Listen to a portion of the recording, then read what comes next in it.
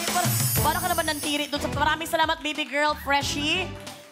I love you. Oo, di ba? Ang galing. Love ko yung mga yan. Oh. So, alam na lang, ikaw palang manager nila? Hindi naman. Akala ko naman. Gusto kong ligawan yung isa dyan eh. Ano, okay ka lang? Nag-iba na yung kuan mo, ha? Datingan mo, ha? Talagang... Hindi. Kasi ganito yon. Baka sabihin nyo naman, ano ako sa mga babae. Ang babae, naniniwala ako na para sa lalaki.